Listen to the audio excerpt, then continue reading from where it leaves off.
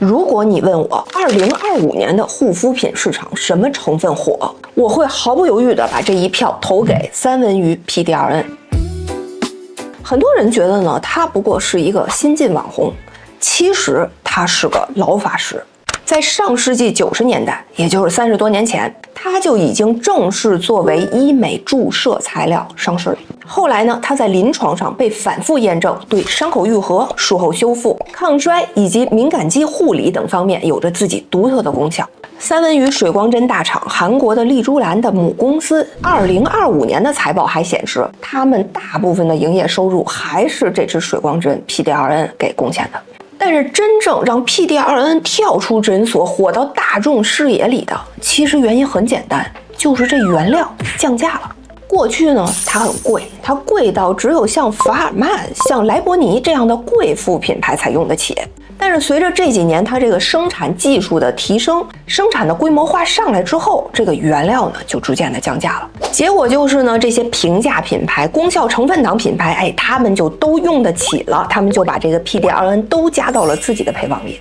所以你现在看到的这个 PDRN 几乎以一种爆发式的增长速度占领了市场，尤其在亚太地区，可以说火得不得了。但是大家都懂，上面这个浪头越高，底下裸泳的就越多。一个成分越火，这个蹭热度的冒名顶替的骗人的进来的妖魔鬼怪也就越多。所以呢，在这支影片里面，我就想详细的跟大家聊一聊 PDRN 真正能干什么，想让 PDRN 在护肤品里面起效的真正条件是什么，这个市场里的 PDRN 产品有哪些离谱的大坑，而我测过的这些 PDRN 产品里面又有哪些是真正靠谱的。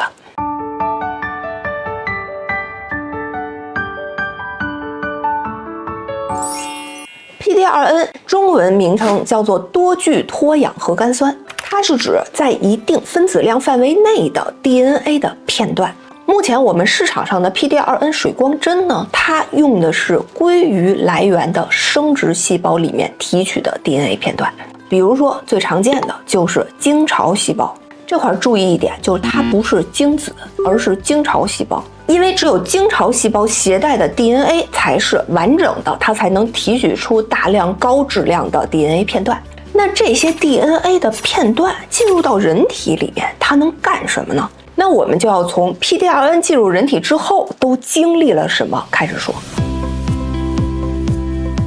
先说一个很多人都会产生误会的点，就是这鱼身上面的 PDRN 它进入到人的身体里之后，它是不能原样生效的，也就是说它没法直接拿来用，它一定要先被分解，拆到最后一步才能真的开始工作。我们可以这样理解，如果把完整的 DNA 序列比喻成一株葡萄藤，那这个 PDRN 就是从这个葡萄藤上面挑出来的一大串葡萄。但是这串葡萄我们给它拿到身体里之后，它不能直接吸收利用。不过没关系，我们的身体早就准备好了3把刀在等它。这3把刀就是内切酶、外切酶和核苷酸酶。第一刀内切酶，把大串的葡萄串给它切成小串的葡萄串。第二刀外切酶，把小串的葡萄串给它切成一颗一颗的单个葡萄。第三刀核苷酸酶，就是把这葡萄上面的葡萄皮儿给它削了，变成去皮葡萄肉。到了去皮葡萄肉，也就是核苷这一步， PDRN 真正的生物学作用才真正开启。关键就在这一步，核苷它能精准的和我们身体里面的 A2A 腺苷受体结合。这个受体它就像一个开关，当它开启的时候，它可以帮助皮肤进行自我抗炎，帮助皮肤自我修复，帮助皮肤进行细胞的再生增殖，甚至上调胶原蛋白生成的水平。那放到肉眼可见的效果呢，就是我们的伤口愈合的快了，敏感修复的快了，那皮肤呢也更有弹性了，也更稳定了。其实 A2A 受体本来就在我们的身体里，它有成千上万个。平时呢，我们身体里面的这个核苷数量有限，那可能只能激活3、5个开关这样的。但是当 PDRN 从外部引入，一路拆解成大量核苷之后，就会同时一下子激活上百个、上千个。那这个激活的数量上来了，整体的效应也就放大了。而且这还不是 PDRN 的唯一功能。我们在拆解 PD-RN 的过程中，它每一步都不会完成100%，它都会留下一些中间产物。那这些中间产物呢，它也没有浪费。比如说，在我们进行细胞的自我增殖再生的时候，它是需要材料的。而 PD-RN 拆解路线上面的中间产物，它就是细胞再生增殖的一种关键材料。等于说，它不光可以打开自我修复的开关，还能给自我修复的过程提供材料。这也就是为什么 PD-RN 水光针这么多年越用越红，谁用谁说好用的关键原因。好，原理讲完了，我们现在知道 PD-RN 它是干什么的了。那如果我们把 PD-RN 这个成分放到护肤品里面，它也有这么好的功效吗？问题来了，上述的这些功效说明，它都是基于这个 PD-RN 已经被放到我们的身体里之后发生的情况。医美水光针它是注射的，所以它没有这个担心。但是当这个成分平移到护肤品的时候，它是一个外用涂抹的，就会面临一个大难题，也就是透皮吸收的问题。这也就是 PD-RN 护肤品中会遇到的第一种坑，叫做不吸收的坑。PD-RN 呢，其实分子量挺大的，少则几万，多则几十万、上百万。在这个分子量下，其实皮肤很不好吸收，而且还有一点很致命。我们来复习一下皮肤的结构，最外层叫做角质层，它是一层死的细胞。死的细胞里头是不存在我们刚才说的会拆解 PD-RN 的那3把刀的。外用的 PD-RN 如果想起效，它就必须吸收到活的细胞层，也就是至少到第3层细胞几层的时候，它才能遇到拆解自己的那3把刀。也就是说，涂抹型 PD-RN 它不光得进门，而且还得走得挺深的，才能真正起效。我们反过来看，如果一个 PD-RN 的护肤品，它没有宣传任何吸收技术，也没有提供任何吸收数据和报告，那它大概率就是把 PD-RN 当成蹭热度的概念来吹牛的。那如果一个 PD-RN 的护肤品，它宣传了自己有吸收技术，我们又如何判断真伪呢？这里面有一个窍门，就是我们去看它的产品介绍或者网站里面有没有去做一个测试，叫做拉曼光谱实验。拉曼光谱法是分析化学、生物和医学很常用的一种来验证物质吸收深度的检测方法。当它结合显微镜的时候，我们就可以通过它返回的吸收信号来绘制一张物质吸收的等高线地图。那如果你打算买的这个产品，它的官方网站或者介绍资料里面提供了这个报告，提供了这张数据图，而且这个报告是真的，我们在报告的网站上可以查询到这个报告的编号，那就说明它这个物质没有白加，它这个成分是可以被吸收的，而且它的可信度也大大的提升了。当然了，其实可以验证吸收的还有其他的方法，比如说像扩散池法、荧光显微镜法等等。但是拉曼光谱法确实性价比比较高，准确性也比较强。如果你看上的产品它用了其他的方法来测吸收性，而且你不确定它靠谱不靠谱的话，可以来评论区问我。好，其实说到这儿，我们都是基于商家是诚实的，他是真的把这个 PD-RN 原料加到配方里来做产品这个前提来说的。反过来说，难道还有假的吗？这就要说到 PD-RN 产品的第2种坑——张冠李戴。就像全世界的动植物学名都是拉丁文一样，化妆品业界也有这么一个世界统一的名词清单，叫做 INCI List。也就是说，全世界不管哪个国家，它只要开发化妆品，就要用这个清单里面的成分来注册。而我们今天的主角 PD-RN， 巧了，它没在这个清单里面。那不在这个清单里面的成分又怎么合法的用于护肤品呢？原料公司就来想办法了，他从这个清单里面找了一个性质和名称都非常相似的名字，叫做 DNA 钠。因为 PD-RN 它是 DNA 的片段嘛，所以就在沾 DNA 边的这几个名字里面挑了一个，也就挑中了 DNA 钠。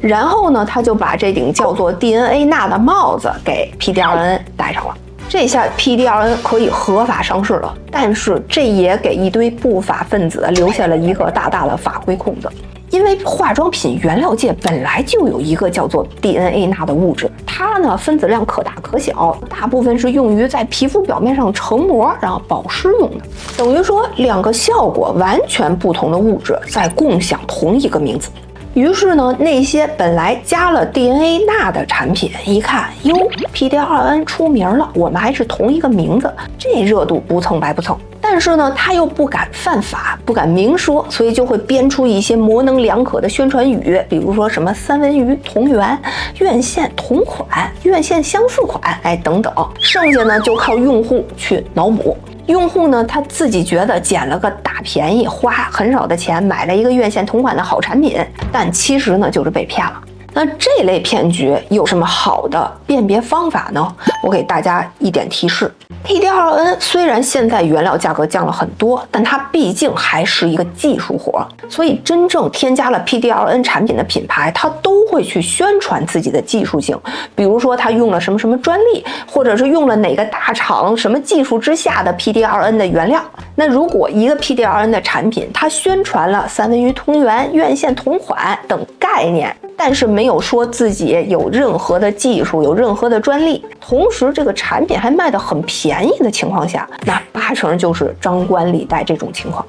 讲到这里，虽然他们是骗你的，但其实还在合法范围。下面我们说几个更严重的。这次我为了给大家讲 PD-2N， 从市场上按照销量还有热度挑选了10来支 PD-2N 的护肤品，分别测了它们的含量和来源。然后这个检测结果拿到之后，事情就开始逐渐离谱了。有一类呢是格调大于科学，就是说我检测出来它使用的 PD-2N 来源于太平洋鲑鱼，但是它却宣传自己是来源于大西洋鲑鱼的。可能是因为我猜啊，因为我们在饭馆里吃三文鱼生鱼片的时候，大西洋鲑鱼来源的生鱼片它比较贵，那太平洋鲑鱼比较便宜，所以他就想标榜自己的格调比较高，所以才这么写的。但其实对于 PD-2N 的功能来说，大西洋鲑鱼和太平洋鲑鱼它没有优劣之分，它们的功能是一样的。这种呢就是有点不诚实，虽然对我们用户来说没什么损失，但是强行拔高格调，想多卖钱，这种行为真挺 low 的。第二类呢，就是说他在产品宣传的时候都说自己是三文鱼，但是这来源测出来五花八门，什么都有，有来源花的，有来源鸟的，反正不是鱼，更不是三文鱼。我真觉得不同来源一点都不奇怪，毕竟 PD-2N 从什么生物体内都能提取出来，这种就属于硬蹭三文鱼热度。但是目前来说，三文鱼来源的 PD-2N 它的证据比较全面，而其他来源的 PD-2N 我们需要单独的临床测试来证明，才能去验证它的功效到底能不能达到三文鱼同样的这个效果。这里面呢还测到一个吓了我一大跳的，我到现在还觉得肯定是我哪儿测的不对，所以才会看到这样的结果，就是因为它测出来之后，我把这个序列跟数据库去对比，相似度最高的物种是人类。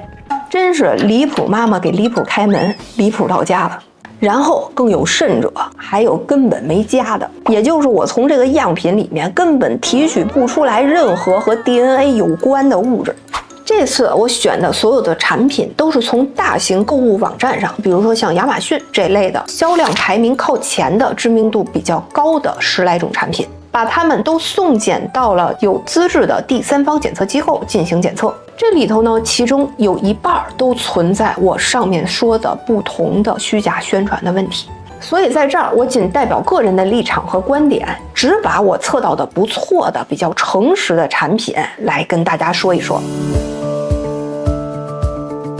先声明一下，本次做检测的产品都是基于截止到2025年年底市场在售的产品版本。首先是法尔曼的鲟鱼子面霜，它测出来的含量不低，都到起效添加，而且呢，对于来源检测的结果呢，也确实是鲟鱼。这个产品呢贵是真贵，但做的也真是踏踏实实做的。第二个是 Amiro 的 PD-2N 产品套装。这其实是我觉得挺有意思的一个产品组合，因为它是搭配一个光电美容仪一起卖的。Amiro 这个品牌呢，本来呢是专门做这种光电仪器家用美容仪的这么一个品牌，但是就巧了，我们刚才也说了 ，PD-2N 这个成分分子量比较大，它本来呢有吸收门槛，但但是当它搭配了光电美容仪的时候，这个微电流和 LED 光的作用，它可以去促进局部的循环，来促进 PDRN 的吸收。这样一来呢，吸收率变高了，产品的功效也变好了。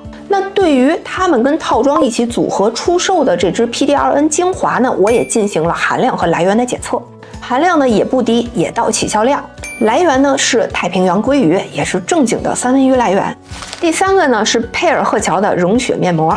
作为一个涂抹式的面膜，其实我一开始没抱太高期望，因为呢涂抹式面膜这个品类经常呢都是概念性添加。但是这个产品测下来，我发现它的含量还是不错的，含量还挺高，而且来源也是踏踏实实的太平洋鲑鱼。第四个，我也测了市场主流的一个品牌，就是丽珠兰。和他们一贯发表的专利和论文描述一致，他们也是来自太平洋鲑鱼，而且呢含量也可以。第五个呢是一个来自台湾地区的品牌，叫达尔夫 Dr. Wu， 他们新出了一款 PDRN 的水光精华，含量呢很高，甚至排到了配方表的前几位。我也去测了它的含量，确实不虚，来源呢也是太平洋鲑鱼。还有两个产品，如果你能买到大陆地区的产品的话，这两个也比较推荐。一个是优诗颜的微笑眼霜，里面加的 PDRN 来源于大西洋鲑鱼，含量不低，吸收也有数据有验证。还有一个就是占美亚的球棒精华，来源是太平洋鲑鱼，含量也不低。现在呢，市场上还在陆续的出现一些宣传自己是发酵来源或者植物来源的 PDRN 产品。那我的意见是，它只要是来源明确，没骗人，没有夸大宣传，功效有验证、有数据，吸收有测试，那就还是值得我们尝试的。所以呢，我也会继续取样，继续给大家测试。后面呢，如果有靠谱的产品信息更新的时候，会随时贴到会员区的贴吧。护肤品市场一直在更新，我也一直在关注。马上呢，就又要到1年1度的原料技术大会的时间了。如果你们有什么需要我特别关注的成分或者问题，可以在评论区给我留言，我会带着大家的问题去参加这次的技术大会，并争取带回来你们感兴趣的资讯。我是配方师星星，如果你喜欢我的频道，如果你觉得我说的内容对你有帮助，欢迎点赞、订阅、加入我。